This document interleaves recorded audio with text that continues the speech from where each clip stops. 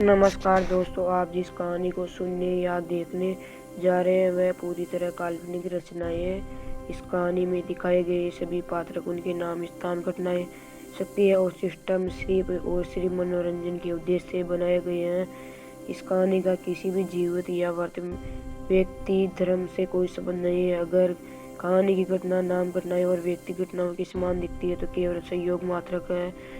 अगर आपको इसी तरह रोमांचक कहानियाँ पसंद है तो द नोवेल हब को सब्सक्राइब करें और लाइक भी कर दें। सुबह का उजाला इस बार तेज था, जैसे रात की भारी सोच को चीरकर बाहर निकल आया हो। सेक्ट के भीतर चहल पहल शुरू हो चुकी थी, लेकिन यह अव्यवस्थित नहीं थी। हर व्यक्ति जानता था कि उसे क्या करना है और कहाँ होना है। पिछले कुछ दिनों ने सबको एक अलग ही लय में ढाल दिया था। ली शिन प्रांगण के बीच खड़ा था। उसने देखा कि शिष्य बिना आदेश के अपनी जगह संभाल रहे हैं। ये वही दृश्य था जिसकी उसे लंबे समय से तलाश थी। जब व्यवस्था आदेशों पर नहीं, समझ पर टिकती है, तब वह सबसे मजबूत होती है। मीरा ने पास आकर बताया कि रात के बाद कुछ गुटों ने अपने शिविर हटा लिए हैं, लेकिन पूरी तरह नहीं गए। वे थोड़ी दूरी पर रुके हुए हैं, जैसे अगली चाल का इंतजार कर रहे हों। ली शिन ने कहा कि यह स्वाभाविक है। जब किसी की योजना पूरी तरह साफ न हो तो वह दूरी बनाकर दबाव बनाए रखता है। यह अनिश्चितता ही उनका हथियार है। उसने निर्देश दिया कि आज किसी भी बाहरी गतिविधि पर तुरंत प्रतिक्रिया न दी जाए। पहले सूचना इकट्ठा की जाए, फिर निर्णय लिया जाए। हर छोटी हलचल को बड़ा मत बनाओ, लेकिन हर बड़ी हलचल को नजरअंदाज भी मत करो। दोपहर के समय परिषद की बैठक हुई। इस बार चर्चा सिर्फ सुरक्षा तक सीमित नहीं थी। ली शिन ने विषय बदला और पूछा कि अगर हालात लंबे समय तक ऐसे ही रहे तो सेक्ट की आंतरिक स्थिति पर क्या असर पड़ेगा। कुछ वरिष्ठों ने माना कि लगातार तनाव से लोग थक सकते हैं। कुछ ने कहा कि अभी जो एकता दिख रही है वह हमेशा नहीं टिकती। ली शिन ने ध्यान से सब सुना और कहा कि यही वजह है कि हमें सिर्फ बाहरी खतरे पर नहीं, भीतर के संतुलन पर भी काम करना होगा।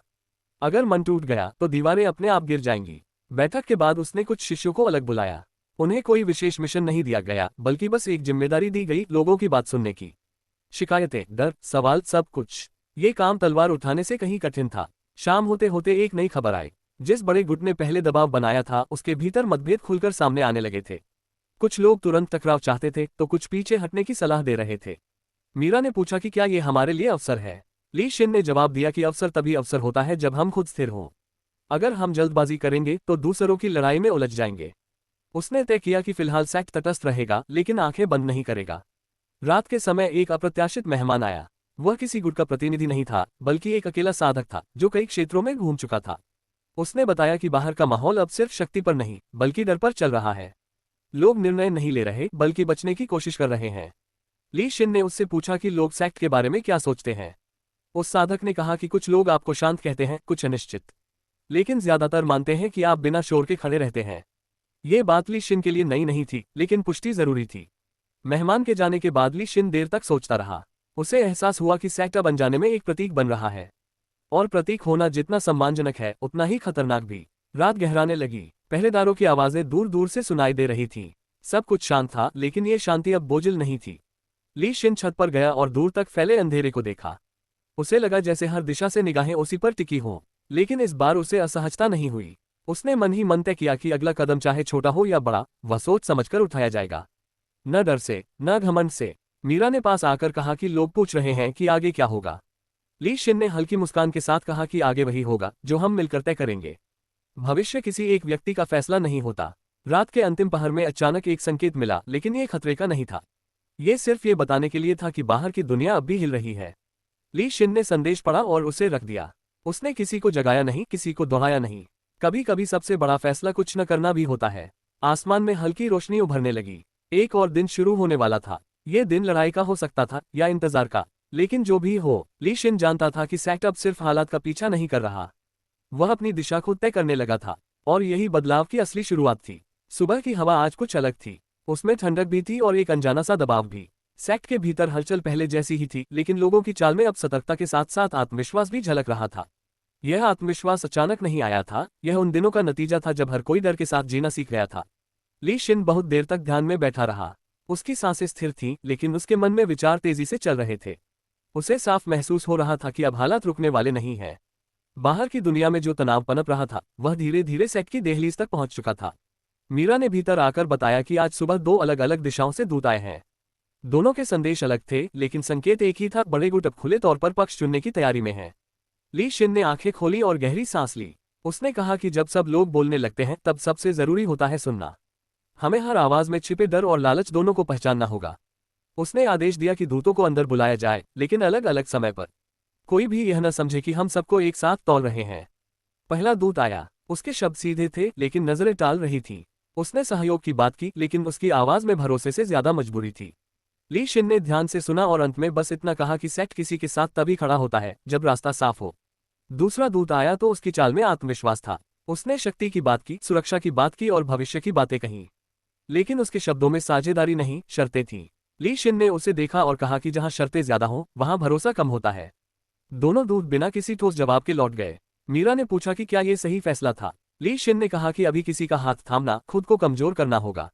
जब तक हमें खुद पर पूरा भरोसा न हो तब तक कोई भी गठबंधन सिर्फ बोझ बनता है। दोपहर के समय सेक्ट के भीतर एक और बदलाव दिखा। शिष्यों को केवल अभ्यास ही नहीं कराया गया बल्कि उन्हें जिम्मेदारियां भी सौंपी गईं। किसी को भंडार की देखरेख दी गई, किसी को सूचना का काम, किसी को नए लोगों को संभालने की। ये तैयारी लड़ाई की नहीं, लंबे संघर्ष की थी। शाम होते होते एक अप्रत्याशित खबर आई। पास के क्षेत्र में एक छोटा गुट पूरी तरह टूट गया था। बिना लड़ाई, बिना चेतावनी लोग इधर उधर बिखर गए थे। ये खबर सेक्ट के भीतर सन्नाटा ले आई। ली शिन ने सभी वरिष्ठों को बुलाया। उसने साफ कहा कि यह वही भविष्य है जिससे हमें बचना है। अगर हम डर के कारण गलत समय पर गलत फैसला लेंगे तो यही हाल हमारा भी हो सकता है। उसने तय किया कि सेक्ट अब सिर्फ रक्षा की मुद्रा में नहीं रहेगा। वह दिखेगा लेकिन उकसावे में नहीं आएगा। यह एक कठिन संतुलन था लेकिन जरूरी था। रात को पहरे और मजबूत कर दिए गए। मशालें कम थीं लेकिन आंखें ज्यादा जाग रही थीं। हर व्यक्ति जानता था कि अगली घटना कभी भी हो सकती है। ली शिन अकेले दीवार के पास खड़ा होकर दूर तक देख रहा था। उसे याद आया कि कभी वह खुद भी ऐसे ही डर और अनिश्चितता से घिरा हुआ था।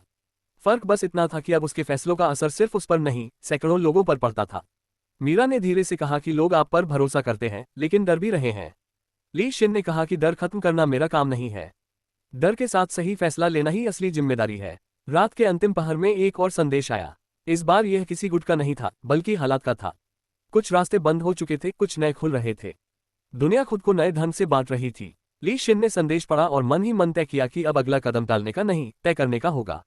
वह जानता था कि आने वाले एपिसोड में सिर्फ तैयारी नहीं बल्कि टकराव की पहली सच्ची परीक्षा होगी। और ये परीक्षा सिर्फ तलवारों की नहीं होगी। ये परीक्षा होगी धैर्य की, समझ की और नेतृत्व की। ली शिन ने आकाश की ओर देखा। तारे धुंधले थे लेकिन मौजूद थे। अंधेरे में भी दिशा मिल सकती है, बस नजर स्थिर होनी चाहिए। सुबह की रोशनी इस बार देर से पहुंची, जैसे आसमान भी रात की घटनाओं को पूरी तरह छोड़ना नहीं चाहता हो। सेक्ट के भीतर हल्की बेचैनी थी लेकिन वह अव्यवस्थित नहीं थी। हर चेहरा गंभीर था, हर कदम सोच समझकर उठाया जा रहा था। अब यह साफ हो चुका था कि हालात केवल अनुमान के स्तर पर नहीं रहे। ली शिन अपने कक्ष से बाहर निकला और मुख्य मार्ग की ओर बढ़ा। उसने देखा कि पहरेदार अपनी जगहों पर पहले से अधिक सजग हैं। आंखों में नींद नहीं बल्कि तैयारी थी। ये वही तैयारी थी जो शब्दों से नहीं, अनुभव से आती है। मीरा ने आकर बताया कि रात के बाद से कुछ रास्तों पर आवाजाही पूरी तरह बंद हो चुकी है। कुछ व्यापारी लौट गए हैं, कुछ साधक बिना रुके आगे बढ़ गए हैं। ये संकेत था कि लोग खतरे को महसूस कर रहे हैं, भले ही वे उसे नाम न दे पा रहे हों। ली शिन ने कहा कि जब आम लोग रास्ता बदलने लगे तब समझ लेना चाहिए कि ऊपर की ताकतें अपनी चाल तेज कर चुकी हैं। उसने आदेश दिया कि आज सेक्ट के दरवाजे पूरी तरह बंद नहीं होंगे लेकिन हर आने जाने वाले पर नजर रखी जाएगी। ये दिखाना जरूरी था कि हम डरकर चिप नहीं रहे लेकिन आंखें मूंद भी नहीं रहे। दोपहर के समय एक महत्वपूर्ण घटना हुई। एक मध्यम स्तर का गुट जो अब तक तटस्थ बना हुआ था, उसके प्रतिनिधि सेक्ट पहुंचे। वे सीधे टकराव के लिए नहीं आए थे बल्कि स्थिति समझने के लिए। ली शिन ने उन्हें प्रांगण में ही मिलने दिया। कोई विशेष सम्मान नहीं, कोई अपमान भी नहीं। बातचीत शांत स्वर में हुई लेकिन शब्दों के पीछे छिपे तनाव को महसूस किया जा सकता था। उन्होंने पूछा कि सेक्ट आगे क्या रुख अपनाएगा। ली शिन ने जवाब दिया कि हम किसी के खिलाफ नहीं लेकिन अपने लोगों के लिए जरूर खड़े रहेंगे। अगर कोई रास्ता शांति से निकल सकता है तो हम उसे चुनेंगे, अगर नहीं तो पीछे भी नहीं हटेंगे। यह जवाब उन्हें संतुष्ट नहीं कर पाया लेकिन भ्रम भी नहीं रहने दिया। वे कुछ देर रुककर चले गए। मीरा ने बाद में कहा कि वे शायद स्पष्ट पक्ष चाहते थे। ली शिन ने कहा कि इस समय स्पष्टता सबसे बड़ा खतरा भी बन सकती है। जो लोग जल्दी झंडा उठाते हैं वे पहले निशाना बनते हैं। शाम होते होते आसपास के क्षेत्रों से खबरें आने लगीं। कहीं छोटे टकराव हुए थे, कहीं अचानक समझौते टूट गए थे। ये सब बिखरा हुआ था लेकिन दिशा एक ही थी, स्थिरता टूट रही थी। सेक्ट के भीतर यह खबरें फैलने नहीं दी गईं। सिर्फ वही लोग जानते थे जिन्हें जानना जरूरी था। ली शिन नहीं चाहता था कि डर बेवजह फैल जाए। रात के समय परिषद की बैठक हुई। इस बार चेहरों पर सवाल कम और थकान ज्यादा थी। लगातार सतर्क रहना आसान नहीं होता। ली शिन ने बैठक को छोटा रखा। उसने सिर्फ एक बात कही, अगर आने वाले दिनों में हमें किसी एक रास्ते को चुनना पड़ा तो वह रास्ता ऐसा होना चाहिए जिसे हम बाद में देखकर पछताए नहीं। ये बात सरल थी लेकिन गहरी। बैठक के बाद ली शिन अकेला रह गया। वह प्रांगण के किनारे बैठा और जलते हुए दीपकों को देखता रहा। उसे याद आया कि कभी यह जगह कितनी शांत हुआ करती थी। अब वही शांति अलग अर्थ रखती थी। मीरा पास आकर बैठ गई। उसने कहा कि लोग पूछ रहे हैं कि यह सब कब खत्म होगा। ली शिन ने धीमे स्वर में कहा कि कुछ दौर खत्म नहीं होते, वे हमें बदल देते हैं, और बदलने के बाद ही शांति का नया रूप आता है। रात गहराने लगी। पहरेदारों की पदचाप नियमित थी। अचानक एक तेज संकेत मिला। ये हमला नहीं था लेकिन साफ चेतावनी थी। किसी ने सीमा के पास जानबूझकर अपनी शक्ति दिखाई थी। यह अब अनदेखा नहीं किया जा सकता था। ली शिन ने तुरंत वरिष्ठों को बुलाया लेकिन कोई जल्दबाजी नहीं की। उसने कहा कि आज जवाब नहीं दिया जाएगा। आज सिर्फ ये देखा जाएगा कि सामने वाला अगला कदम क्या रखता है। कुछ लोग असहमत थे लेकिन उन्होंने विरोध नहीं किया। वे समझ चुके थे कि हर उकसावे का जवाब उसी पल देना जरूरी नहीं होता। रात के अंतिम पहर में ली शिन फिर छत पर गया। आकाश में बादल थे लेकिन उनके बीच से कुछ तारे दिख रहे थे। यह दृश्य उसे अपने हालात जैसा लगा, अस्पष्ट लेकिन पूरी तरह अंधकार नहीं। उसने मन ही मन तय किया कि अगला एपिसोड निर्णायक होगा। अब कहानी धीरे नहीं बल्कि स्पष्ट मोड़ लेगी, चाहे वह मोड़ शांति का हो या टकराव का। एक बात अब साफ थी, सेक्ट अब सिर्फ हालात का इंतजार नहीं कर रहा था, वह खुद को उस समय के लिए तैयार कर रहा था जब इंतजार खत्म हो जाएगा। और जब वह समय आएगा तो ली शिन चुप नहीं रहेगा। वह आगे बढ़ेगा, सोच के साथ, जिम्मेदारी के साथ और पूरी दृढ़ता के साथ। सुबह की हवा में आज अजीब सी खामोशी थी। ये वह खामोशी नहीं थी जो शांति से आती है, बल्कि वह थी जो किसी बड़े फैसले से पहले ठहर जाती है। सेक्ट के भीतर लोग अपने अपने काम में लगे थे, लेकिन हर किसी के मन में एक ही सवाल घूम रहा था, अब आगे क्या होगा।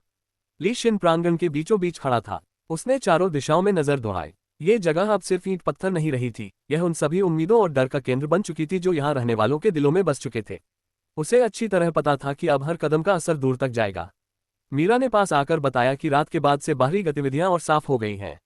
कुछ गुट अपनी ताकत खुले तौर पर दिखाने लगे हैं, जैसे वे इंतजार से ऊब चुके हों। ये दबाव धीरे धीरे सीधी चुनौती में बदल रहा था। ली शिन ने कहा कि जब लोग दिखाने लगे कि वे क्या कर सकते हैं, तब समझ लो कि वे खुद भी डर रहे हैं। जो सच में तैयार होते हैं उन्हें दिखावे की जरूरत नहीं पड़ती। उसने आदेश दिया कि आज सेक्ट के लोग सामान्य दिनचर्या ही अपनाएं। कोई अतिरिक्त तैयारी नहीं, कोई दिखावटी सतर्कता नहीं। अगर हम खुद को असामान्य बनाएंगे तो बाहर वाले भी हमें असामान्य ही समझेंगे। दोपहर के समय एक संदेश आया जिसने माहौल को और गंभीर कर दिया। एक दूर के क्षेत्र में दो बड़े गुट आमने सामने आ चुके थे। अभी खुली लड़ाई नहीं हुई थी, लेकिन तनाव खुलकर दिखने लगा था। ये खबर तेजी से फैली, लेकिन ली शिन ने इसे नियंत्रित रखा। उसने कहा कि हमें हर आग में कूदने की जरूरत नहीं है, कुछ आगे दूर से देखने पर ही समझ में आती है। मीरा ने पूछा कि अगर यह टकराव फैल गया तो। ली शिन ने उत्तर दिया कि तब हमें तय करना होगा कि हम दीवार बनेंगे या रास्ता। और दीवार बनना हमेशा समाधान नहीं होता। शाम के समय सेक्ट में एक छोटी सभा रखी गई। ये औपचारिक नहीं थी, लेकिन जरूरी थी। ली शिन ने सबके सामने साफ शब्दों में कहा कि आने वाले दिनों में डर और अफवाहें बढ़ेंगी। हर सुनी हुई बात सच नहीं होगी और हर सच्ची बात तुरंत बताई भी नहीं जाएगी। उसने सबको समझाया कि भरोसा ही सबसे बड़ा सहारा है। अगर भरोसा टूटा तो सबसे मजबूत किला भी खोखला हो जाता है। लोगों ने चुपचाप उसकी बात सुनी। कोई नारे नहीं लगे, कोई सवाल नहीं हुए। यह मौन स्वीकृति थी। रात होते होते एक और अप्रत्याशित घटना हुई। सीमा के पास एक अजनबी पकड़ा गया। वह न तो जासूस लग रहा था, न ही सैनिक।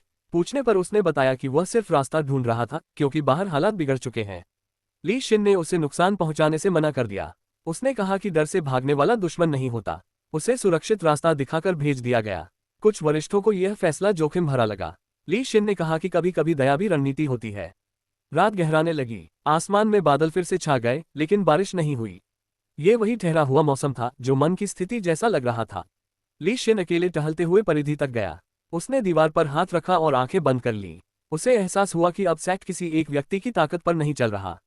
ये सामूहिक जिम्मेदारी बन चुका था। मीरा ने धीरे से कहा कि लोग अब सवाल कम और उम्मीद ज्यादा कर रहे हैं। ली शिन ने उत्तर दिया कि उम्मीद एक भारी चीज है, इसे संभालना तलवार संभालने से ज्यादा कठिन होता है। रात के अंतिम पहर में एक गुप्त सूचना मिली। ये साफ हो गया था कि बहुत जल्द कोई बड़ा फैसला सामने आने वाला है। अब समय खींचने वाला नहीं था। ली शिन ने सूचना पढ़कर उसे मोड़ दिया। उसने मन ही मन तय किया कि अगला कदम सिर्फ प्रतिक्रिया नहीं होगा, वह पहल करेगा। अब तक सेक्ट हालात के अनुसार चलता रहा था, लेकिन अब उसे अपनी शर्तें खुद तय करनी होंगी। चाहे वह रास्ता कठिन हो, लेकिन वही एकमात्र रास्ता था जो सम्मान के साथ आगे ले जा सकता था। आसमान में हल्की रोशनी दिखने लगी। एक और सुबह आने वाली थी, और उसके साथ एक नया मोड़, एक नया निर्णय और शायद एक नई शुरुआत। ली शिन ने गहरी सांस ली, क्योंकि अब कहानी सिर्फ आगे नहीं बढ़ रही थी, वह आकार ले रही थी। सुबह का उजाला इस बार तेज नहीं था, बल्कि ठहरा हुआ था, जैसे समय खुद कुछ पल रुककर हालात को देख रहा हो। सेक्ट के भीतर सब कुछ सामान्य दिख रहा था, लेकिन ये सामान्यता अब एक परत की तरह थी, जिसके नीचे बेचैनी और तैयारी साथ साथ चल रही थी। हर व्यक्ति अपने काम में लगा था, पर हर कोई जानता था कि आज का दिन सिर्फ एक और दिन नहीं है।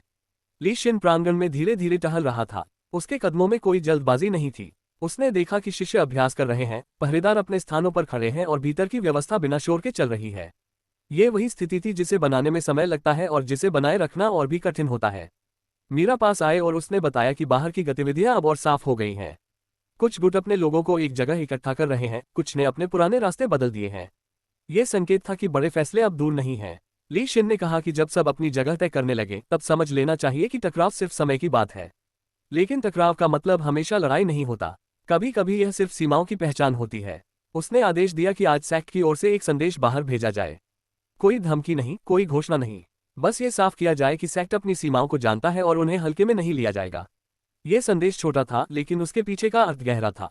दोपहर के समय एक और महत्वपूर्ण खबर आई। जिस गुट ने पहले दबाव बनाना शुरू किया था, उसके भीतर अब खुलकर मतभेद सामने आ गए थे। कुछ लोग टकराव चाहते थे, कुछ समझौते। यह अंदरूनी खींचतान अब छिपी नहीं रही थी। मीरा ने पूछा कि क्या यह हमारे लिए सही समय है कुछ कदम उठाने का। ली शिन ने उत्तर दिया कि दूसरों की कमजोरी पर तुरंत झपटना आसान होता है, लेकिन सही नहीं। अगर हम अभी आगे बढ़े तो लोग इसे अवसरवाद समझेंगे, न कि मजबूरी। उसने तय किया कि सेक्ट फिलहाल स्थिति को देखेगा, लेकिन निष्क्रिय नहीं रहेगा। जानकारी इकट्ठा करना, लोगों से संपर्क बनाए रखना और अपने भीतर की एकता को मजबूत करना, यही प्राथमिकता थी। शाम होते होते सेक्ट में एक और बैठक हुई। ये परिषद की औपचारिक बैठक नहीं थी, बल्कि सीमित लोगों के साथ विचार विमर्श था। ली शिन ने उनसे पूछा कि अगर आने वाले दिनों में खुला टकराव हुआ तो सबसे बड़ा खतरा क्या होगा। कुछ ने कहा संख्या की कमी, कुछ ने कहा संसाधनों की सीमा, और कुछ ने कहा लोगों का मनोबल। ली शिन ने सिर हिलाया। उसने कहा कि संख्या और संसाधन समय के साथ बढ़ या घट सकते हैं, लेकिन अगर मनोबल टूट गया तो कुछ भी नहीं बचता। इसलिए हमें हर हाल में लोगों को यह महसूस कराना होगा कि वे अकेले नहीं हैं। बैठक के बाद ली शिन देर तक सोचता रहा। उसे एहसास हुआ कि अब वह सिर्फ रणनीति नहीं बना रहा, बल्कि भविष्य की दिशा तय कर रहा है। हर फैसला आने वाले कई अध्यायों को प्रभावित करेगा। रात के समय एक अजीब शांति छा गई। पहरेदारों की आवाजें दूर से सुनाई दे रही थीं, लेकिन कोई हड़बड़ी नहीं थी। आसमान में बादल थे, लेकिन चांद उनके बीच से झांक रहा था। ली शिन दीवार के पास खड़ा होकर दूर देख रहा था। उसे लगा जैसे बाहर की दुनिया धीरे धीरे सांस रोक रही हो। ये वही क्षण था जब हर पक्ष दूसरे की अगली चाल का इंतजार करता है। मीरा ने धीरे से कहा कि कुछ लोग डर रहे हैं कि अगर लड़ाई शुरू हुई तो सब कुछ बदल जाएगा। ली शिन ने उत्तर दिया कि सब कुछ पहले ही बदल चुका है। फर्क बस इतना है कि कुछ लोग उसे स्वीकार कर चुके हैं और कुछ अब भी इनकार में हैं। रात के अंतिम पहर में एक तेज सूचना आई। ये हमला नहीं था, लेकिन साफ संकेत था कि किसी गुट ने अपनी सीमाएं आगे बढ़ा दी हैं। अब पुराने नियम काम नहीं कर रहे थे। ली शिन ने तुरंत प्रतिक्रिया नहीं दी। उसने सूचना को ध्यान से पढ़ा, फिर उसे रख दिया। उसने तय किया कि अगला कदम सोच समझकर उठाया जाएगा, ताकि उसका असर सिर्फ आज नहीं, आने वाले समय पर भी पड़े। उसने पहरेदारों को नए निर्देश दिए। कोई भी उकसावे में नहीं आएगा, लेकिन अगर कोई हमारी सीमा को लांघेगा तो जवाब चुपचाप नहीं होगा। ये चेतावनी भीतर के लिए थी, बाहर के लिए नहीं। रात धीरे धीरे खत्म होने लगी। आकाश में हल्की रोशनी फैलने लगी। एक और दिन शुरू होने वाला था, लेकिन ये दिन पहले जैसा नहीं होगा। ली शिन ने गहरी सांस ली। उसे एहसास हुआ कि अब कहानी एक ऐसे मोड़ पर पहुंच चुकी है जहां पीछे लौटना संभव नहीं है। आगे बढ़ना ही एकमात्र विकल्प है। लेकिन यह आगे बढ़ना अंधेरे में छलांग नहीं था। ये सोच, धैर्य और जिम्मेदारी के साथ उठाया गया कदम था। और ली शिन जानता था, जो लोग डर के आगे झुकते हैं वे इतिहास नहीं बनाते। इतिहास वे बनाते हैं जो कठिन समय में भी अपने फैसलों पर टिके रहते हैं। रात गहरी हो चुकी थी। पर्वतों के बीच फैला वह प्राचीन नगर अब भी उजाले में था, पर उस उजाले के नीचे भय की परछाइयां साफ दिखाई दे रही थी। हवा में अजीब सी नमी थी, जैसे आने वाले संकट का संकेत दे रही हो। मुख्य प्रांगण में वह खड़ा था, आंखों में शांति पर भीतर अग्नि। पिछले युद्ध की स्मृतियां अब भी उसके मन में जीवित थीं। मित्रों का बलिदान, शत्रुओं की चालें और वह रहस्य जो अब तक अधूरा था। अब पीछे हटने का समय नहीं है, उसने मन ही मन कहा। उसी क्षण दूर से पदचाप सुनाई दी। धीरे धीरे कई आकृतियां प्रकट हुईं। वे सभी उसी संप्रदाय के वरिष्ठ थे, जिनका निर्णय आने वाले समय को तय करने वाला था। सबसे आगे चल रहे वृद्ध ने गहरी सांस ली और बोला, तुम जानते हो इस मार्ग पर चलने का अर्थ क्या है?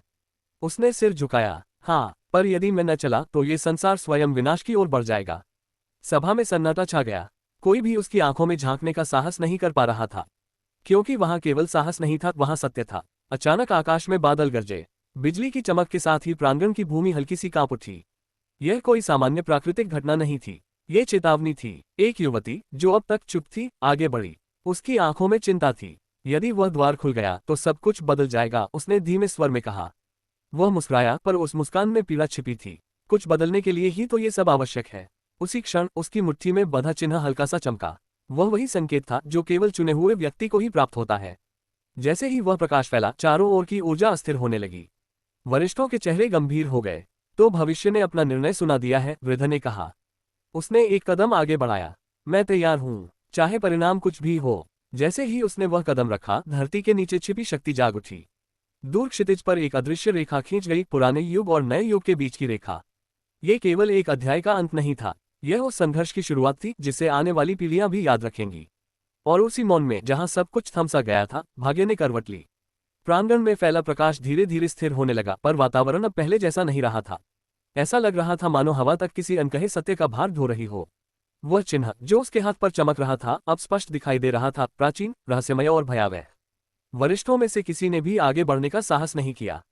सब जानते थे कि यह क्षण साधारण नहीं है। ये वही क्षण था जिसकी भविष्यवाणियां सदियों से की जाती रही थीं, पर किसी ने यह नहीं सोचा था कि वे स्वयं इसके साक्षी बनेंगे। वह धीरे धीरे आगे बढ़ा। हर कदम के साथ धरती के भीतर छिपी ऊर्जा प्रतिक्रिया देने लगी। पत्थरों पर उकेरे गए पुराने चिन्ह एक एक कर प्रकाशित होने लगे, मानो किसी ने सोई हुई शक्ति को जगा दिया हो। युवती की आंखों में भय था, पर उससे अधिक चिंता। यदि तुम उस द्वार के भीतर गए, उसने कांपते स्वर में कहा, तो लौटने की कोई गारंटी नहीं है। उसने उसकी ओर देखा। पहली बार उसकी आंखों में दुविधा की झलक आई। यदि मैं न गया, उसने उत्तर दिया, तो लौटने के लिए कुछ बचेगा ही नहीं। उसके शब्द सुनकर चारों ओर सन्नाटा छा गया। ये साहस नहीं था, ये जिम्मेदारी थी, एक ऐसा बोझ जिसे हर कोई उठाने की क्षमता नहीं रखता। अचानक प्रांगण के मध्य स्थित प्राचीन शिला फटने लगी। उसके भीतर से गहरी नीली रोशनी निकलने लगी, जो सीधा आकाश की ओर उठी। बादल चक्कर काटने लगे और हवा उग्र हो गई। द्वार खुल रहा है, किसी ने धीमे स्वर में कहा। जैसे जैसे प्रकाश तीव्र होता गया, उसके मन में अतीत की स्मृतियां उमड़ने लगी, बचपन की मासूम हंसी, पहले युद्ध का भय, मित्रों का विश्वास और वह वचन जो उसने स्वयं से किया था। शिला के भीतर एक मार्ग दिखाई दिया, अंधकार से भरा, पर अजीब सी शक्ति से युक्त। ये वही द्वार था जिसके पार सत्य और विनाश दोनों छिपे थे। वरिष्ठ आगे बढ़े। एक बार भीतर गए तो तुम केवल योद्धा नहीं रहोगे, वृद्ध ने कहा। तुम स्वयं इतिहास बन जाओगे। उसने हल्की मुस्कान के साथ सिर झुकाया। यदि इतिहास को किसी का बोझ उठाना ही है, उसने कहा, तो मैं तैयार हूं। उसने द्वार की ओर पहला कदम रखा। उसी क्षण उसके शरीर में ऊर्जा का प्रवाह तीव्र हो गया। उसकी सांसें भारी हो गईं, पर आंखों में अटूट निश्चय था। पीछे खड़ी युवती ने अंतिम बार पुकारा, वापस आना। उसने उत्तर नहीं दिया, क्योंकि कुछ यात्राएं उत्तर नहीं मांगती, वे केवल विश्वास चाहती हैं। जैसे ही वह द्वार के भीतर प्रवेश कर गया, प्रकाश एक झटके में सिमट गया। प्रांगण फिर से शांत हो गया, मानो कुछ हुआ ही न हो। पर सभी जानते थे, उस क्षण संसार की दिशा बदल चुकी थी। दूर अज्ञात लोक में किसी ने आंखें खोली। एक पुरानी शक्ति मुस्कुराई, तो वहां ही गया। और यहीं से शुरू हुआ वह संघर्ष, जिसका अंत अभी बहुत दूर था। द्वार के भीतर कदम रखते ही संसार मानो उलट गया। समय रुक गया था, या शायद समय का अर्थ ही बदल चुका था। चारों ओर अंधकार था, पर वह सामान्य अंधकार नहीं, ये जीवित था, सांस ले रहा था और हर पल उसके अस्तित्व को परख रहा था। उसके कानों में एक गूंजती हुई ध्वनि सुनाई दी, जैसे हजारों आवाजें एक साथ फुसफुसा रही हो। वे शब्द स्पष्ट नहीं थे, पर भाव साफ था, स्वागत नहीं बल्कि परीक्षा। उसने स्वयं को संभाला। हर इंद्रिय सजग थी। हर सांस के साथ वह ऊर्जा को महसूस कर सकता था, जो इस लोक में हवा की तरह फैली हुई थी। धीरे धीरे अंधकार में रोशनी की पतली रेखाएं उभरने लगीं। वे किसी सूर्य से नहीं, बल्कि जमीन के भीतर से निकल रही थीं। जब उसने नीचे देखा तो पाया कि वह किसी ठोस धरती पर नहीं, बल्कि ऊर्जा से बनी सतह पर खड़ा था, जो हर कदम पर प्रतिक्रिया दे रही थी। ये लोक। उसके होठों से अनायास शब्द निकले। तभी सामने से एक आकृति उभरी, मानव जैसी, पर पूरी तरह मानव नहीं। उसकी आंखें तारों की तरह चमक रही थीं और शरीर पर पुराने प्रतीक उकेरे हुए थे, वही प्रतीक जो उसके हाथ पर अंकित थे। तुमने द्वार पार किया है, आकृति की आवाज गूंजी। पर प्रश्न यह नहीं कि तुम यहाँ क्यों आए हो, प्रश्न यह है कि तुम यहाँ से क्या लेकर जाओगे। उसने बिना झुके उत्तर दिया, सत्य। आकृति मुस्कुराए। सत्य सबसे भारी बोझ होता है। अचानक चारों ओर दृश्य बदलने लगे। उसके सामने उसका अतीत उभर आया, हर युद्ध, हर निर्णय, हर वह क्षण जहां उसने किसी को बचाया, और हर वह क्षण जहां वह असफल रहा। उसने देखा वे चेहरे जिन्हें वह भुला नहीं पाया था, वे आंखें जो आज भी उत्तर मांगती थीं। उसके हृदय की धड़कन तेज हो गई। ये परीक्षा है, उसने पूछा। नहीं, आकृति ने कहा, ये दर्पण है। दृश्य और गहरे होते चले गए। अब भविष्य की झलकें दिखाई देने लगी, ध्वस्त नगर, टूटी हुई मूर्तियां और एक सिंहासन जिस पर कोई बैठा था, पर चेहरा धुंधला था। उसके भीतर एक सिहरन दौड़ गई। ये कौन है? ये वह हो सकता है जो तुम बनोगे। आवाज गंभीर हो गई। या वह जिसे तुम रोक नहीं पाए। उसके मन में पहली बार भय ने जड़ें जमाई। इतनी शक्ति, इतना भार। क्या वह सच में इसके योग्य था? उसके हाथ पर अंकित चिन्ह अचानक जलने लगा। दर्द तीव्र था, पर वह पीछे नहीं हटा। निर्णय का समय आ गया है, आकृति ने कहा। इस लोक की शक्ति तुम्हें सब कुछ दे सकती है, पर बदले में वह तुम्हें स्वयं से वंचित भी कर सकती है। उसने आंखें बंद की। उसके भीतर आवाजें थी, शक्ति की लालसा, भय की चेतावनी और कहीं बहुत भीतर एक शांत स्वर। मैं शक्ति नहीं चाहता, उसने धीरे से कहा। मैं उत्तरदायित्व स्वीकार करता हूँ। क्षण भर के लिए सन्नाटा छा गया। फिर पूरा लोक कांप उठा। आकृति का रूप बदलने लगा। अब वह किसी प्रेरी जैसी प्रतीत हो रही थी, गंभीर, अडिग। तब सुनो, उसने कहा, ये लोक तुम्हें अपना एक अंश देगा, पर याद रखना, अब तुम अकेले नहीं हो। तुम्हारा हर निर्णय 2 संसारों को प्रभावित करेगा। प्रकाश की एक लहर उसके भीतर समा गई। उसने महसूस किया, न कोई उन्माद, न कोई घमंड, केवल स्पष्टता। दूर कहीं उसी क्षण वास्तविक संसार में आकाश में दरार सी पड़ी, और जिन शक्तियों ने अब तक केवल प्रतीक्षा की थी, उन्होंने अपनी चाल चलनी शुरू कर दी। अज्ञात लोक में प्रेरी ने अंतिम शब्द कहे, ये तो केवल आरंभ है। और उसके सामने एक नया मार्ग खुल गया, पहले से कहीं अधिक गहरा और कहीं अधिक खतरनाक। प्रकाश की वह लहर जब उसके भीतर समाई तो समय मानो 2 हिस्सों में बढ़ गया। एक हिस्सा जो वह अब तक जानता था, और दूसरा जो अब उसके निर्णयों से आकार लेने वाला था। उसने आंखें खोली। अज्ञात लोक अब पहले जैसा नहीं था। अंधकार पीछे हट चुका था और उसकी जगह एक विशाल विस्तार ने ले ली थी, अंतहीन आकाश जिसमें असंख्य प्रकाश पथ तैर रहे थे, जैसे सितारों से बनी नदियां। उसके पैरों तले ऊर्जा स्थिर हो चुकी थी, मानो इस लोक ने उसे स्वीकार कर लिया हो। ये परिवर्तन है, उसने स्वयं से कहा, पर उस स्वीकृति के साथ ही उसके भीतर एक दबाव भी था, एक ऐसा भार जिसे वह शब्दों में नहीं बांध सकता था। ये शक्ति नहीं थी, बल्कि जिम्मेदारी थी। तभी प्रेरी उसके सामने प्रकट हुआ। अब उसका स्वर पहले जितना रहस्यमय नहीं, बल्कि अधिक स्पष्ट और कठोर था। तुमने उत्तरदायित्व चुना है, प्रेरी ने कहा। इसका अर्थ है तुम्हें सत्य दिखाया जाएगा, चाहे वह कितना ही क्रूर क्यों न हो। उसके सामने प्रकाश पथों में हलचल हुई। एक पथ चमका और उसमें से दृश्य उभरने लगे। यह उसका संसार था, पर वैसा नहीं जैसा उसने छोड़ा था। नगर की दीवारें टूटी हुई थीं, आकाश में धुआं था, और लोगों की आंखों में भय, वही भय जिसे वह बहुत अच्छी तरह पहचानता था। उसकी मुट्ठियां अनायास भींच गईं। ये कब का दृश्य है? वर्तमान का, प्रेरी ने उत्तर दिया। उसके हृदय में एक झटका लगा। असंभव, मैं तो यहाँ हूँ। तुम यहाँ हो, प्रेरी ने कहा, पर तुम्हारी अनुपस्थिति वहाँ एक रिक्तता बन चुकी है, और रिक्तता को शक्तियां भरने आती हैं। दृश्य बदल गया। अब उसने उन्हें देखा, छायाओं से बने प्राणी जो नगर के कोनों से उभर रहे थे। वे किसी एक दिशा में नहीं, बल्कि हर ओर फैल रहे थे। वे जाग चुके हैं। प्रेरी की आवाज गंभीर हो गई। वे जिन्हें द्वार के पार होने का आभास मिल चुका है। उसने गहरी सांस ली। तो यह मेरी गलती है, ये परिणाम है, प्रेरी ने शांत स्वर में कहा। हर निर्णय का अचानक उसके भीतर कुछ खींचने लगा, जैसे उसका एक हिस्सा उस संसार की ओर खींच रहा हो। उसने दर्द के साथ कराहते हुए कहा, मैं उन्हें ऐसे नहीं छोड़ सकता। प्रेरी ने उसकी ओर देखा। इस बार आंखों में परीक्षा नहीं, बल्कि स्वीकृति थी। और यही अंतर है, उसने कहा, उनमें और तुम में। उसने अपना हाथ आगे बढ़ाया। प्रकाश पथों में से एक टूटकर उसके हाथ से जुड़ गया। क्षण भर में उसके भीतर सूचनाओं का सैलाब उमड़ पड़ा। स्थान, दिशाएं, ऊर्जा, संतुलन, वह सब जो सामान्य मनुष्य के लिए असंभव था। उसके घुटने डगमगा गए, पर वह गिरा नहीं। ये ज्ञान, उसने हाँफते हुए कहा, ये सेतु है। प्रेरी बोला, 2 संसारों के बीच। तभी एक और दृश्य उभरा। एक गुप्त स्थान, अंधकार में डूबा हुआ। वहां एक आकृति खड़ी थी। उसका चेहरा धुंधला था, पर उसकी उपस्थिति ही भय पैदा कर रही थी। ये कौन है? प्रेरी ने पहली बार बिना तुरंत उत्तर दिए कुछ क्षण लिए, फिर बोला, वह जो तुम्हारे समान ही एक बार यहाँ आया था, पर उसने शक्ति चुनी। उसके भीतर ठंड दौड़ गई। तो वह मेरे जैसा है। वह है जो तुम बन सकते थे। प्रेरी ने कहा, यदि तुमने दूसरा मार्ग चुना होता। दृश्य में वह आकृति मुस्कुराई, और उसी क्षण उसने सीधे उसकी ओर देखा, मानो दूरी का कोई अर्थ ही न हो। एक स्वर गूंजा, भारी और उपहास से भरा, तो अंततः तुम भी जाग गए। उसका हृदय जोर से धड़का। उसने मुझे महसूस कर लिया। हाँ, प्रेरी ने कहा, अब वह जानता है कि सेतु सक्रिय हो चुका है। आकाश में बिजली सी चमकी। अज्ञात लोग कांप उठा। अब समय कम है, प्रेरी ने तेज स्वर में कहा। तुम यहाँ और नहीं रुक सकते। उसने विरोध किया, पर मैं अभी सब नहीं जानता। जानना पर्याप्त नहीं, प्रेरी ने उत्तर दिया। निर्णय लेना होगा। उसके सामने 2 मार्ग उभरे, एक सीधे उसके संसार की ओर, दूसरा और गहराई में अज्ञात लोक के भीतर। यदि तुम अभी लौटते हो, प्रेरी ने कहा, तो तुम अधूरे ज्ञान के साथ युद्ध करोगे, और यदि मैं आगे बढ़ता हूँ, तो वहां का समय तुम्हारे संसार से मेल नहीं खाएगा। प्रेरी ने गंभीर स्वर में कहा, वहां एक दिन, यहाँ कई सप्ताह बन सकता है। उसने आंखें बंद की। उसके भीतर 2 आवाजें थीं। एक कह रही थी, अभी लौटो, उन्हें बचाओ। दूसरी फुसफुसा रही थी, यदि अभी नहीं सीखा तो कभी नहीं बचा पाओगे। उसने मुट्ठी भींची, फिर आंखें खोलकर दृढ़ स्वर में कहा, मैं आगे बढ़ूंगा। प्रेरी ने सिर झुकाया। तो सुनो अंतिम चेतावनी, उसने कहा, जब तुम लौटोगे, तुम्हें अपना संसार पहचानने में समय लगेगा। मैं तैयार हूँ, उसने कहा। दूसरा मार्ग खुल गया। इस बार अंधकार नहीं था, बल्कि अनगिनत द्वार, हर द्वार के पीछे एक परीक्षा। जैसे ही उसने पहला कदम बढ़ाया, पीछे से प्रेरी की आवाज आई, याद रखना, दुश्मन केवल बाहर नहीं होता, सबसे कठिन युद्ध स्वयं से होता है। और उसी क्षण वास्तविक संसार में एक नाम फुसफुसाहटों में फैलने लगा। एक ऐसा नाम जो अब तक केवल किंवदंती था, और जिसने भी उससे सुना, उसके भीतर एक ही भावना जागी, आगामी तूफान। उसने जैसे ही दूसरे मार्ग पर कदम रखा, पूरा अज्ञात लोक बदल गया। पीछे छूट चुका आकाश, प्रकाश पथ और प्रेरी सब मानो धुंध में घुल गए।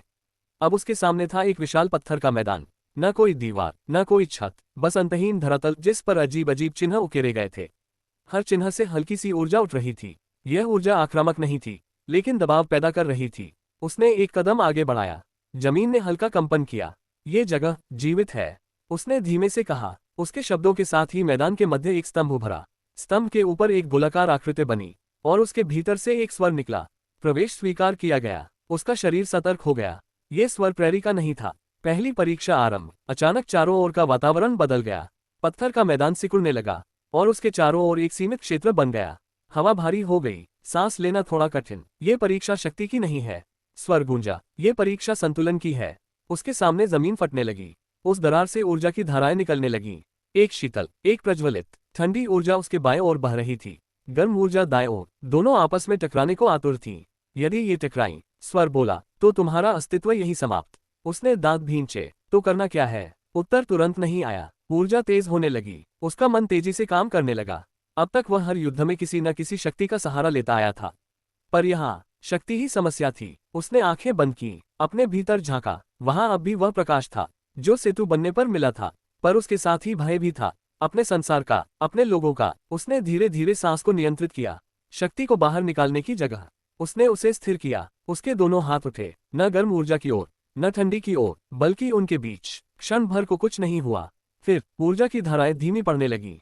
टकराव रुक गया। स्तंभ से स्वर गूंजा। संतुलन स्थापित। उसके पैरों तले जमीन स्थिर हो गई। उसने आंखें खोली। पसीना माथे पर था। ये तो केवल शुरुआत थी। जैसे ही उसने ये सोचा, आकाश से एक आकृति उतरी। यह कोई प्राणी नहीं था, बल्कि उसी की छाया थी। पर वह छाया मुस्कुरा रही थी। दूसरी परीक्षा, स्वर बोला, स्वीकार्यता। छाया ने बोलना शुरू किया, उसकी ही आवाज में। तुम डरते हो? उसने जवाब नहीं दिया। तुम सोचते हो कि तुम जिम्मेदारी उठा सकते हो? छाया एक कदम पास आए।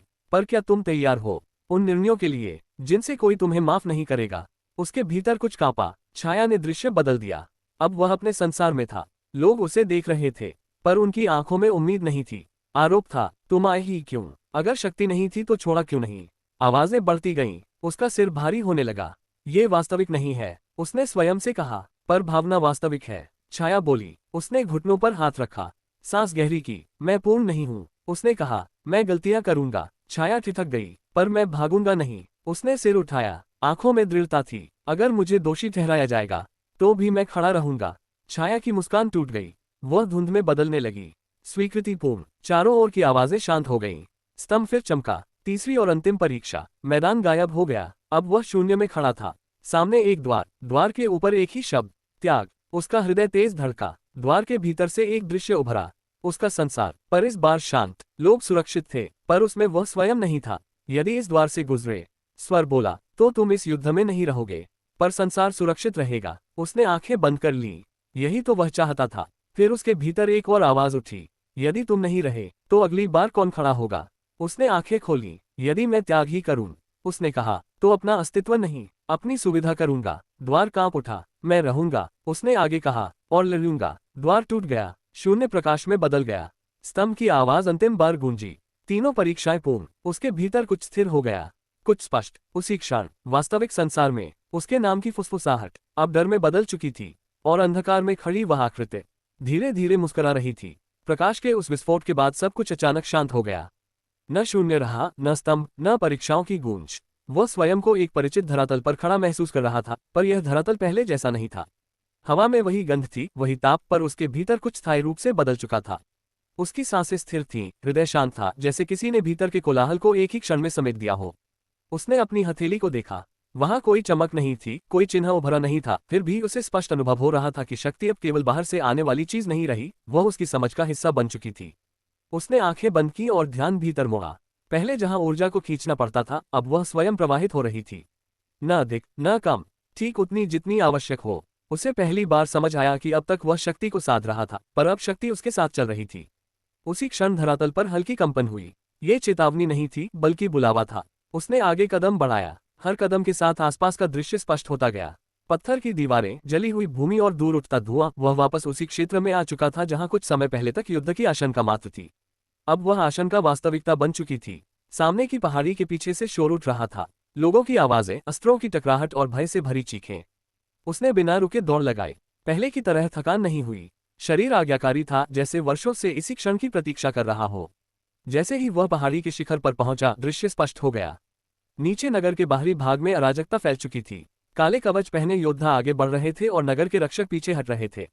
यह कोई साधारण हमला नहीं था, यह योजनाबद्ध आक्रमण था। उसने स्थिति को देखा, पर जल्दबाजी नहीं की। यही पहली परीक्षा का वास्तविक परिणाम था, निर्णय लेने की क्षमता। उसने दोनों हाथों को धीरे से उठाया और अपनी ऊर्जा को बाहर बहने दिया। कोई गर्जना नहीं, कोई चमकदार विस्फोट नहीं, बस एक शांत लहर जो धरती से होकर आगे बढ़ी। अगले ही क्षण आक्रमणकारी योद्धाओं के कदम रुक गए। उनके शरीर अकड़ गए, जैसे किसी अदृश्य भार ने उन्हें जकड़ लिया हो। यह आक्रमण नहीं था, यह नियंत्रण था। उसने पहली बार समझा कि शक्ति का सबसे प्रभावी रूप विनाश नहीं, रोक है। नगर के रक्षकों ने यह दृश्य देखा तो उनमें नई चेतना जाग उठी। वे फिर से आगे बढ़े, पर उसने हाथ उठाकर उन्हें संकेत दिया, रुको। वह स्वयं आगे बढ़ा। उसके कदम शांत थे, पर हर कदम के साथ भूमि उसकी उपस्थिति को स्वीकार कर रही थी। तभी सामने से एक आकृति उभरी। उसका कवच अन्य सबसे अलग था। आंखों में उपहास, चेहरे पर आत्मविश्वास। वह हंसा, तो यही है वह जिसके लिए इतनी तैयारी की गई। उसकी आवाज में चुनौती थी। उसने उत्तर नहीं दिया। अब शब्दों की आवश्यकता नहीं थी। उसने केवल सामने वाले को देखा और अपनी उपस्थिति को थोड़ा सा फैलने दिया। वह योद्धा एक पल को चुप हो गया। उसके चेहरे का भाव बदला। पहली बार उसमें संदेह झलका। तुम कौन हो? उसने कठोर स्वर में पूछा। जो रुक सकता है, उसने शांत उत्तर दिया। अगले ही क्षण सामने वाले ने आक्रमण किया। गति तेज थी, वार घातक, पर इस बार उसे बचने की आवश्यकता नहीं पड़ी। उसने केवल हाथ आगे बढ़ाया। हवा में कंपन हुआ और वह वार दिशा बदलकर धरती में समा गया। यह देखकर शत्रु के पीछे खड़े योद्धाओं में हलचल मच गई। उन्होंने पीछे हटना शुरू कर दिया। वह जानता था कि यह जीत पूर्ण नहीं है, पर यह संदेश पर्याप्त है। उसने अपनी ऊर्जा को वापस समेटा। थकान नहीं हुई, पर भीतर एक चेतावनी स्पष्ट थी, ये शक्ति जिम्मेदारी मांगती है। यदि इसे क्रोध ने छू लिया तो संतुलन टूट सकता है। नगर के लोग अब उसे देख रहे थे। इस बार उनकी आंखों में भय नहीं था, प्रश्न थे, आशा थी और कुछ में श्रद्धा भी। उसने किसी को संबोधित नहीं किया। वह जानता था कि समय आने पर शब्द स्वयं निकलेंगे। दूर अंधकार में वही आकृति जिसने पहले से मुस्कान छिपा रखी थी, अब स्पष्ट रूप से देख रही थी। उसकी आंखों में चमक थी। तो तुम लौट आए, उसने धीमे से कहा। अब संघर्ष सच में शुरू होगा। और इसी के साथ हवा ने दिशा बदली। आने वाला समय अब और कठिन होने वाला था। हवा में फैली हुई हलचल धीरे धीरे शांत हो चुकी थी, पर वातावरण अभी भी भारी था। आक्रमणकारी पीछे हट चुके थे, लेकिन उनके छोड़े गए निशान साफ बता रहे थे कि यह केवल चेतावनी थी, अंतिम वार नहीं। वह नगर की ऊंची दीवार के पास खड़ा था और सामने फैले दृश्य को बिना पलक झपकाए देख रहा था। भीतर कोई उत्साह नहीं था, केवल एक ठोस समझ की अब ये लड़ाई व्यक्तिगत नहीं रही। नगर के रक्षक उसके पास आए। उनके चेहरे पर सम्मान था, पर साथ ही संकोच भी। वर्षों से उन्होंने केवल कथाओं में ऐसे व्यक्ति के बारे में सुना था जो बिना गर्जना के युद्ध को मोड़ सकता है।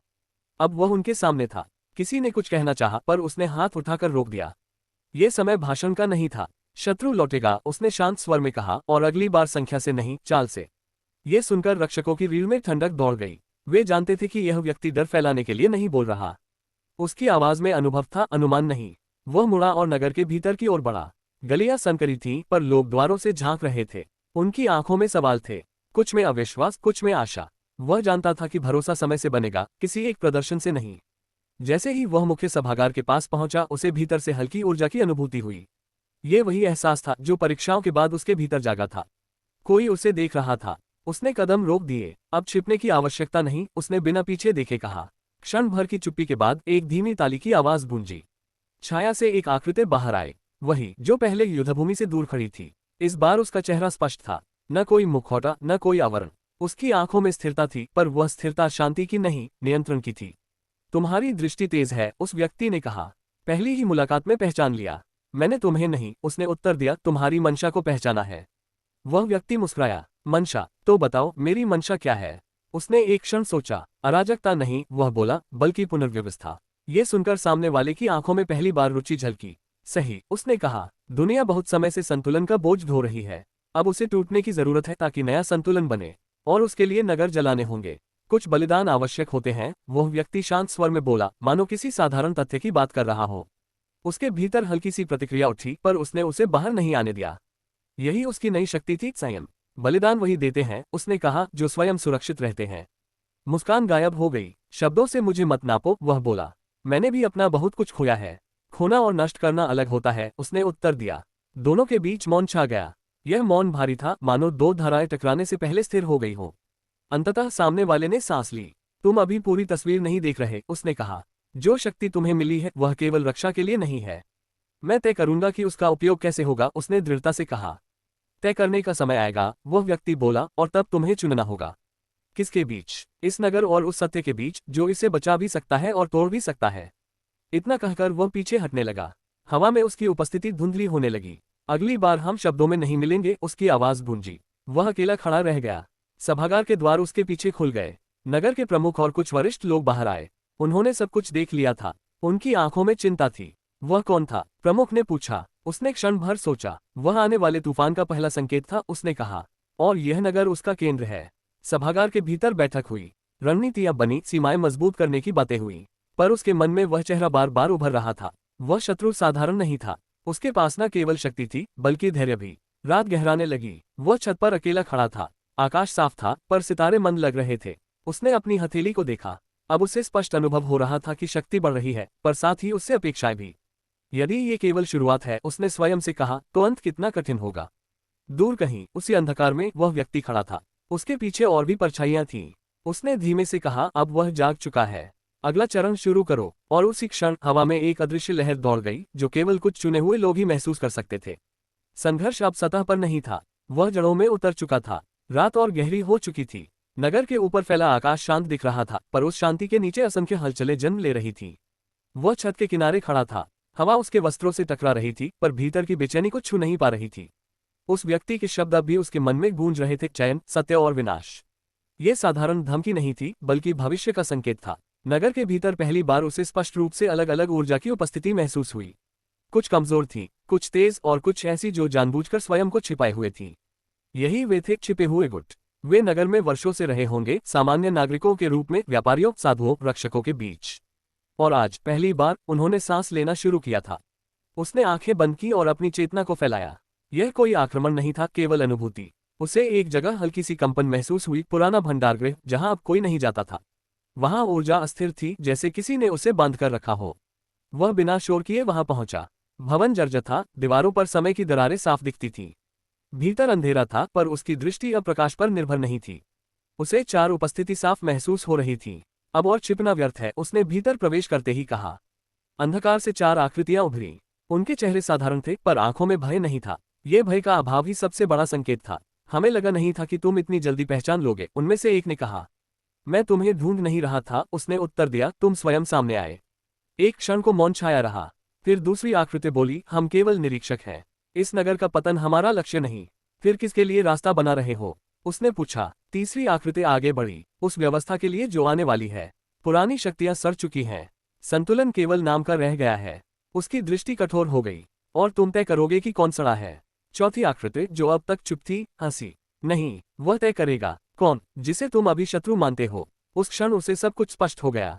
ये लोग केवल मोहरे थे, असली खेल कहीं और से संचालित हो रहा था। उसने अपनी ऊर्जा को थोड़ा सा मुक्त किया। दबाव नहीं, चेतावनी। चारों की सांसें भारी हो गईं। यह नगर युद्धभूमि नहीं बनेगा, उसने कहा।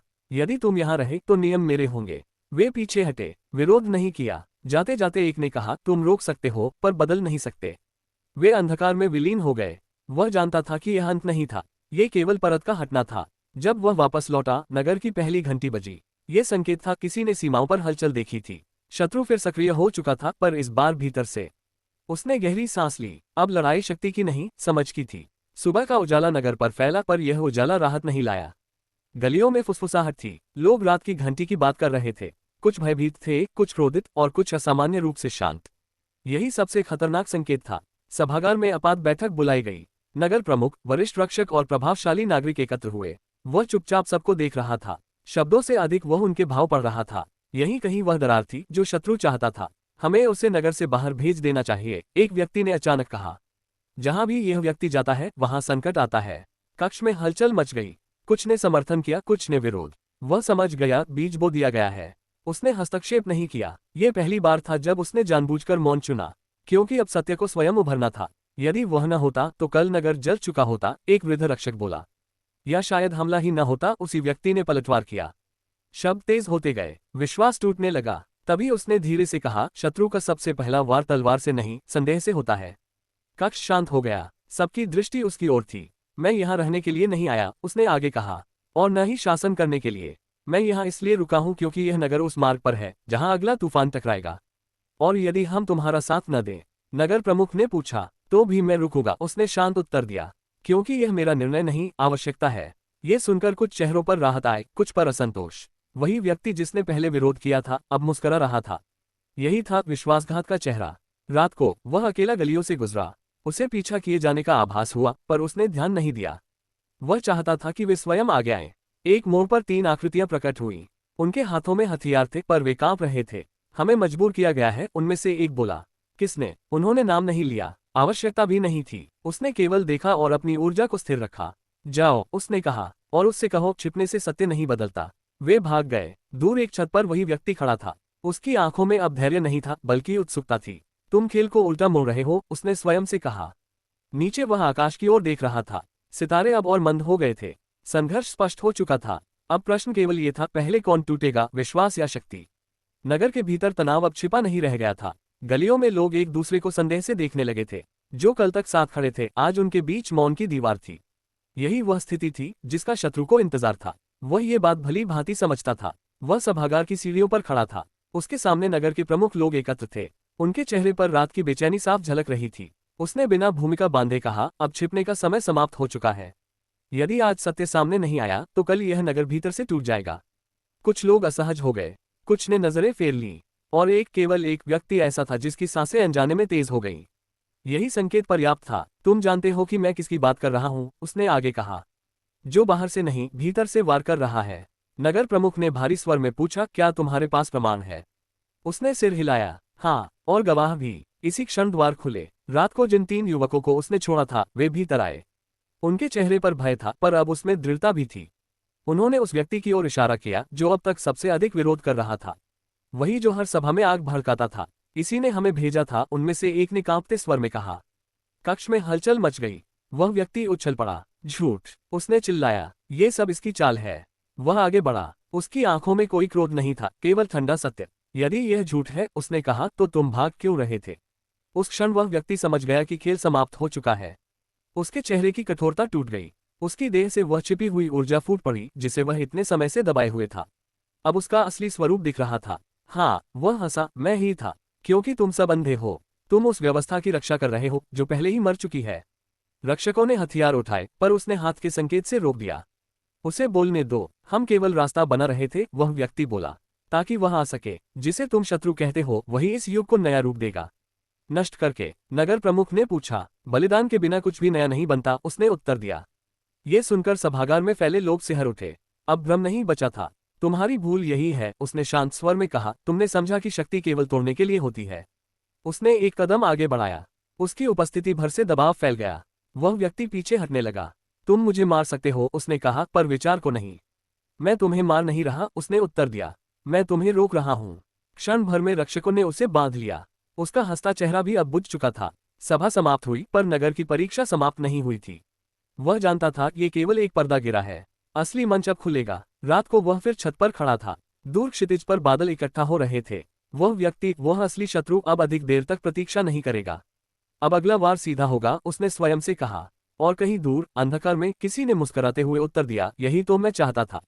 रात अब पूर्ण रूप से उतर चुकी थी। बादलों ने चांद को ढक लिया था, मानो आकाश भी आने वाले संघर्ष को देखने से हिचक रहा हो।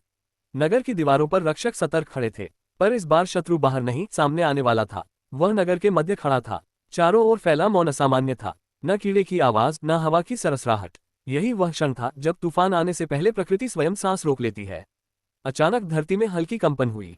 ये भूकंप नहीं था, बल्कि किसी शक्तिशाली उपस्थिति का संकेत था। कुछ ही पलों में नगर के उत्तर द्वार के सामने हवा फटती हुई प्रतीत हुई। अंधकार के भीतर से एक आकृति प्रकट हुई। वही व्यक्ति जिसकी छाया अब तक सब पर भारी थी। इस बार वह छिपा नहीं था। उसका स्वरूप शांत था, पर उसकी उपस्थिति ने ही रक्षकों के हाथ कांपा दिए। उसकी आंखों में न क्रोध था, न दया, केवल निश्चय। तुमने मेरा स्वागत अच्छे से नहीं किया, उसने कहा। उसकी आवाज तेज नहीं थी, फिर भी वह पूरे नगर में गूंज गई। क्योंकि यह नगर तुम्हारा नहीं है, उसने उत्तर दिया। उस व्यक्ति ने हल्की मुस्कान दी। नगर किसी का नहीं होता, केवल समय का होता है। उसने एक कदम आगे बढ़ाया। उसी क्षण चारों दिशाओं से छिपे हुए लोग सामने आने लगे। वही गुट जिनकी सांसें पहले ही उजागर हो चुकी थीं। वे अब मुखौटे में नहीं थे। हट जाओ, नगर प्रमुख ने चिल्लाकर कहा। बहुत देर हो चुकी है, उस व्यक्ति ने उत्तर दिया। हवा भारी हो गई। उसने अपनी ऊर्जा को स्थिर किया। ये पहली बार था जब वह पूरी शक्ति के साथ खड़ा होने वाला था। उसने हथियार नहीं उठाया, उसकी दृष्टि ही पर्याप्त थी। तुम जिस व्यवस्था को तोड़ना चाहते हो, उसने कहा, वह त्रुटिपूर्ण हो सकती है, पर उसे बदलने का अधिकार तुम्हें नहीं है। अधिकार? वह हंसा। अधिकार वही लेता है जिसके पास शक्ति हो। क्षण भर में उसने हाथ उठाया। अंधकार की लहर नगर की ओर बढ़ी, पर उससे पहले ही उसने कदम रखा। धरती में उजाला फूटा। दोनों शक्तियां टकराईं। एक तीव्र विस्फोट हुआ जिसने चारों ओर की इमारतों को हिला दिया। रक्षक पीछे हट गए। यह उनका युद्ध नहीं था, ये दो अवधारणाओं की टक्कर थी। तुम रोक नहीं सकते, उस व्यक्ति ने कहा। जो आने वाला है वह इस युग का अंत है, और हर अंत के बाद नया आरंभ भी होता है, उसने उत्तर दिया। उसने अपनी ऊर्जा को केंद्रित किया। ये वह शक्ति थी जिसे उसने अब तक बांध कर रखा था। हवा में रेखाएं बनने लगीं। धरती स्थिर हो गई। छिपे हुए गुट के लोग आगे बढ़े, पर एक अदृश्य दबाव ने उन्हें वहीं रोक दिया। वे समझ गए, अब वे केवल दर्शक हैं। दोनों आमने सामने खड़े थे। चारों ओर खुला आकाश था, कोई दीवार, कोई छाया नहीं। यही कारण था कि यह युद्ध टल नहीं सकता था। यदि मैं जीत गया, उस व्यक्ति ने कहा, तो यह नगर मेरी नींव बनेगा। और यदि मैं, तो मैं पीछे हट जाऊंगा, उसने कहा, अभी के लिए। ये वचन नहीं था, केवल स्वीकारोक्ति। क्षण भर बाद दोनों एक साथ आगे बढ़े। आकाश फटने की आवाज हुई। प्रकाश और अंधकार आपस में टकराए। धरती पर दरारें पड़ने लगीं। उसने पहली बार अनुभव किया कि सामने वाला भी पूरी शक्ति में नहीं है। वह जांच रहा था, परख रहा था। यही उसकी सबसे बड़ी भूल थी। उसने भीतर से संयम को तोड़ा। उसकी ऊर्जा एक बिंदु पर सिमटी और फिर फैल गई। अंधकार पीछे हट गया। वह व्यक्ति पहली बार पीछे खिसका। दिलचस्प, उसने कहा। ये केवल शुरुआत है, उसने उत्तर दिया। एक तीव्र टकराव के बाद दोनों अलग हुए। हवा में धुआं था। नगर अब भी खड़ा था, पर उसकी नींव कांप चुकी थी। वह व्यक्ति पीछे हटा। अब मैं जान गया हूं, उसने कहा। अगली बार मैं अकेला नहीं आऊंगा, और मैं प्रतीक्षा नहीं करूंगा, उसने कहा। अंधकार सिमटा और वह लुप्त हो गया। छिपे हुए गुट के लोग भी भाग चुके थे। मौन लौट आया, पर यह मौन अलग था। यह तूफान के बाद की शांति नहीं थी, बल्कि युद्ध के पहले अध्याय के समाप्त होने का संकेत था। नगर के लोग धीरे धीरे बाहर आने लगे। उनकी आंखों में भय के साथ साथ आशा भी थी। उसने आकाश की ओर देखा। बादल हटने लगे थे। चांद फिर दिखाई दे रहा था। अब पीछे हटने का कोई मार्ग नहीं, उसने स्वयं से कहा। क्योंकि युद्ध शुरू हो चुका था, और यह युद्ध केवल तलवारों से नहीं, बल्कि भविष्य के अधिकार के लिए था। भोर होने से पहले नगर जाग चुका था। युद्ध समाप्त हो गया था, पर उसकी गूंज अब भी दीवारों में अटकी हुई थी। टूटी हुई सड़कें, जली हुई छतें और भयभीत चेहरे, सब कुछ इस बात का प्रमाण थे कि यह केवल शुरुआत थी। वह नगर के मध्य खड़ा था। रात के संघर्ष ने उसकी देह को नहीं, पर मन को थका दिया था। सामने खड़े रक्षक उसे देख रहे थे, अब संदेह से नहीं, अपेक्षा से। यही सबसे भारी जिम्मेदारी थी। नगर प्रमुख उसके पास आया। उसका स्वर धीमा था। लोग पूछ रहे हैं, ये फिर होगा क्या? उसने बिना आकाश से नजर हटाए उत्तर दिया, हाँ, पर अगली बार वे तैयार होंगे। सभा फिर बुलाई गई, पर इस बार माहौल अलग था। अब कोई चिल्ला नहीं रहा था। हर व्यक्ति समझ चुका था कि खतरा वास्तविक है। छिपे हुए गुट का नाम सामने आ चुका था, पर उसकी जड़ें अब भी नगर के बाहर फैली थीं। हमें नगर खाली कर देना चाहिए, किसी ने कहा, और भागते फिरे। दूसरे ने विरोध किया। उसने हाथ उठाया। डर और समझ में अंतर होता है। भागना डर है, तैयारी समझ। सब शांत हो गए। उसने आगे कहा, यह नगर लक्ष्य नहीं है, ये केवल रास्ता है। यदि हम इसे छोड़ेंगे तो अगला नगर टूटेगा। रक्षकों की आंखों में दृढ़ता उभरी। पहली बार वे किसी आदेश का इंतजार नहीं कर रहे थे, बल्कि स्वयं आगे बढ़ना चाहते थे। दोपहर तक नगर में व्यवस्था लौटने लगी। घायलों की सहायता हुई, पहरे बढ़ाए गए, पर वह जानता था बाहरी सुरक्षा पर्याप्त नहीं होगी। शत्रु फिर भीतर से वार करेगा। शाम होते होते उसे वही असहज अनुभूति फिर हुई। किसी ने नगर की सीमा में कदम रखा था, पर यह आक्रमण नहीं था, ये संदेश था। वह अकेला सीमा तक पहुंचा। वहां एक वृद्ध खड़ा था, अजनबी पर ऊर्जा परिचित। तुम देर से आए, उसने कहा। वृद्ध मुस्कुराया, क्योंकि अब समय सही है। तुम कौन हो? जो आने वाले युद्ध में मारे जाएंगे, उनका प्रतिनिधि, वृद्ध बोला। उसकी आंखें सख्त हो गईं। तुम चेतावनी देने आए हो या धमकी? सत्य देने, वृद्ध ने कहा, जिससे तुम बच नहीं सकते। उसने बताया कि जो शक्ति सामने आई थी, वह अकेली नहीं थी। वह केवल अग्रदूत था। उसके पीछे एक संपूर्ण व्यवस्था थी, नगरों, गुटों और विचारों की। ये युद्ध सीमाओं का नहीं, युगों का था। और तुम ये सब क्यों बता रहे हो? उसने पूछा। क्योंकि तुमने उसे पीछे हटने पर मजबूर किया, वृद्ध ने कहा। और ऐसा इस युग में पहली बार हुआ है। वह चुप रहा। यह सम्मान नहीं था, चेतावनी थी। रात को वह फिर उसी छत पर खड़ा था। नगर अब शांत था, पर यह शांति अस्थायी थी। उसने समझ लिया था अब लड़ाई रुकने वाली नहीं। तुम तैयार नहीं हो, उस शत्रु के शब्द उसे याद आए। वह धीमे से बोला, शायद, पर मैं अकेला भी नहीं हूँ। दूर कहीं अंधकार में कई आंखें खुल चुकी थीं, कुछ उसके पक्ष में, कुछ उसके विरुद्ध। युद्ध का पहला अध्याय समाप्त हो चुका था, दूसरा और अधिक निर्दयी होने वाला था। रात का सन्नाटा इस बार अलग था। ये थकान का नहीं, प्रतीक्षा का सन्नाटा था। नगर सो तो गया था, पर उसकी आत्मा जाग रही थी। हर पत्थर, हर दीवार आने वाले संकट की आहट सुन रही थी। वह अब भी छत पर खड़ा था। युद्ध के बाद पहली बार उसे लगा कि यह मौन उससे प्रश्न कर रहा है, क्या वह वास्तव में तैयार है। भोर से पहले ही पहला संकेत मिला। नगर की पूर्वी सीमा पर ऊर्जा का असंतुलन। यह अचानक नहीं था, बल्कि धीरे धीरे उभरता हुआ, मानो कोई जानबूझकर अपनी उपस्थिति दर्ज करा रहा हो। वह बिना किसी को जगाए वहां पहुंचा। इस बार सामने कोई शत्रु नहीं था। 5 लोग खड़े थे, अलग अलग आयु, अलग अलग वस्त्र, पर एक जैसी स्थिर ऊर्जा। वे छिपे नहीं थे, न ही आक्रमण की मुद्रा में। हम देर से आए, उनमें से एक ने कहा। क्यों? उसने पूछा। क्योंकि अब तुमने पहली दीवार तोड़ दी है, दूसरे ने उत्तर दिया। वह समझ गया, ये वही थे जिनकी आंखें 227 में अंधकार में खुली थीं। नई शक्तियां, न मित्र न शत्रु, अभी नहीं। तुम कौन हो? उसने पूछा। वे जो संतुलन बनाए रखने का दावा करते थे, तीसरे ने कहा। और असफल रहे। उसने गहरी सांस ली। तो अब क्या चाहते हो? चौथा आगे बढ़ा। अब हम छिपकर नहीं देख सकते। जो व्यवस्था टूट रही है उसमें हम भी फंसे हैं। और मुझसे नेतृत्व नहीं, पांचवें ने कहा।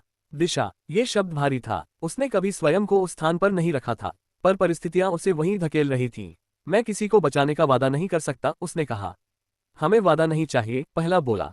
हमें सच चाहिए। उसने उन्हें नगर में प्रवेश की अनुमति दी। ये निर्णय जोखिम भरा था, पर आवश्यक, क्योंकि आने वाला युद्ध अब अकेले नहीं लड़ा जा सकता था। दोपहर तक नगर में हलचल फैल चुकी थी। लोगों ने नए चेहरों को देखा, कुछ ने भय से, कुछ ने आशा से। पर असली हलचल तब मची जब रक्षकों में से एक ने अचानक चेतावनी दी। दक्षिण की ओर से कई उपस्थिति एक साथ सक्रिय हो चुकी थी। वह जान गया, शत्रु ने प्रतीक्षा नहीं की। वह नई शक्तियों के साथ नगर की दीवार पर पहुंचा। दूर क्षितिज पर काली रेखाएं दिखाई दे रही थीं। ये सेना नहीं थी, पर अकेले भी नहीं। यह विचारों का समूह था जो शरीर लेकर आ रहा था। वे आ रहे हैं, नगर प्रमुख बोला। नहीं, उसने कहा, वे लौट रहे हैं। नई शक्तियों में से एक ने उसकी ओर देखा। तुम जानते थे? अनुमान था, उसने उत्तर दिया। अब पुष्टि है। हवा भारी होने लगी। वह शत्रु स्वयं नहीं आया था, पर उसके अनुयायी पूरी तैयारी में थे। ये रणनीति थी, पहले थकाओ फिर वार करो। यही रुकेंगे, उसने कहा। नगर के भीतर नहीं। पहली टक्कर सीमाओं पर हुई। ये युद्ध खुला नहीं था, बल्कि परख थी। शक्ति का, धैर्य का और निश्चय का। उसने अपनी ऊर्जा फैलाई, पर इस बार पूरी नहीं। उसने दूसरों को आगे बढ़ने दिया। यही परीक्षा थी, क्या वे साथ खड़े रह सकते हैं। नई शक्तियां पीछे नहीं हटी। पहली बार उसने देखा, वे टूटे नहीं। ये देखकर उसके भीतर एक शांत विश्वास जन्मा। संघर्ष कुछ ही समय में थम गया। शत्रु पीछे हट गया, पर यह हार नहीं थी। ये संदेश था, हम लौटेंगे और तब और अधिक होंगे। रात को नगर फिर शांत था, पर अब ये पहले जैसा नहीं था। अब वह अकेला नहीं था। नई शक्तियां उसके पास खड़ी थीं। अब रास्ता स्पष्ट है, उनमें से एक ने कहा। उसने आकाश की ओर देखा। बादल फिर जमा हो रहे थे। हाँ, उसने उत्तर दिया।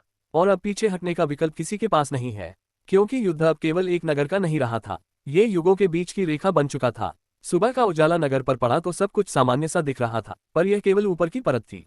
भीतर भय और तैयारी साथ साथ चल रहे थे। लोग काम कर रहे थे, पर निगाहें बार बार आकाश और सीमाओं की ओर उठ जाती थीं। अब सब जान चुके थे, खतरा टला नहीं है, केवल रुका है। वह प्राचीर पर खड़ा था। नई शक्तियां उसके साथ थीं। वे अब अजनबी नहीं रहे थे, पर मित्र कहलाने का समय भी नहीं आया था। युद्ध से पहले विश्वास धीरे बनता है और युद्ध के दौरान टूट भी सकता है। वे हमें परख रहे हैं, उनमें से एक ने कहा। नहीं, उसने उत्तर दिया। वे हमें बांटना चाहते हैं। दोपहर से पहले ही पहला संकेत मिला। नगर के बाहर स्थित एक छोटा चौकी केंद्र अचानक शांत हो गया। न संदेश, न चेतावनी। ये सामान्य नहीं था। उसने तुरंत रक्षकों को भेजा, पर उसके भीतर कुछ और ही खिंचाव था, एक अनजानी बेचैनी। उसने स्वयं जाने का निर्णय लिया। चौकी के पास पहुंचते ही उसे गंध आई, धुएं और जली हुई धरती की।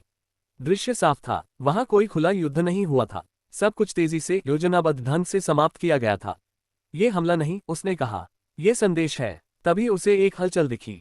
मलबे के बीच कोई जीवित था। एक युवा रक्षक, गंभीर रूप से घायल। उसने उसे सहारा दिया। वे भीतर घुस गए हैं, युवक ने कठिनाई से कहा। कितने? गिने नहीं जा सके, पर वे सीधे तुम्हारा नाम ले रहे थे। उसके भीतर कुछ ठंडा सा फैल गया। यह अब सामान्य रणनीति नहीं थी, ये चुनौती थी। वह युवक आगे कुछ नहीं कह पाया। उसकी पकड़ ढीली पड़ गई। वहीं उसी क्षण युद्ध ने पहली कीमत वसूल ली। वह कुछ देर वहीं बैठा रहा। यह पहला बलिदान था, पर वह जानता था अंतिम नहीं। नगर लौटते समय उसने निर्णय ले लिया। अब प्रतीक्षा नहीं होगी। सभा बुलाई गई। इस बार चर्चा नहीं हुई, निर्णय सुनाया गया। नगर की रक्षा अब केवल दीवारों पर नहीं होगी, हम बाहर निकलेंगे। कुछ लोग सिहर गए। ये जोखिम है, किसी ने कहा। जोखिम पहले से मौजूद है, उसने उत्तर दिया। हम केवल उसे स्वीकार कर रहे हैं। नई शक्तियों में से एक आगे आई। यदि हम बाहर जाते हैं तो नुकसान भी होगा, उसने कहा, पर निष्क्रिय रहने से अधिक। रात तक तैयारी हो चुकी थी।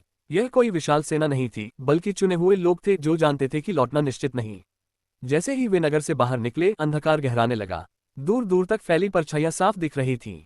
शत्रु ने छिपने का प्रयास नहीं किया। यह अब खुला खेल था। पहली भिड़ंत अचानक हुई, पर इस बार वह तैयार था। उसने पीछे नहीं हटाया, बल्कि आगे बढ़ा। नई शक्तियां उसके साथ थीं। संघर्ष तीव्र था। ये शक्ति का नहीं, धैर्य का युद्ध था। हर वार के साथ वह समझ रहा था, शत्रु उसे थकाना चाहता है, तोड़ना नहीं। तभी एक तेज चीख गूंजी। उसने मुड़कर देखा। नई शक्तियों में से एक जमीन पर गिर चुका था। उसकी रक्षा करते हुए उसने अपना संतुलन खो दिया था। मत रुको, उसने चिल्लाकर कहा। वह व्यक्ति मुस्कुराया। यही तो कारण है कि मैं आया था। उसने आगे बढ़ने का प्रयास किया, पर देर हो चुकी थी। उसकी ऊर्जा बिखर गई। दूसरा बड़ा आघात, दूसरा बलिदान। उस क्षण उसके भीतर कुछ बदल गया।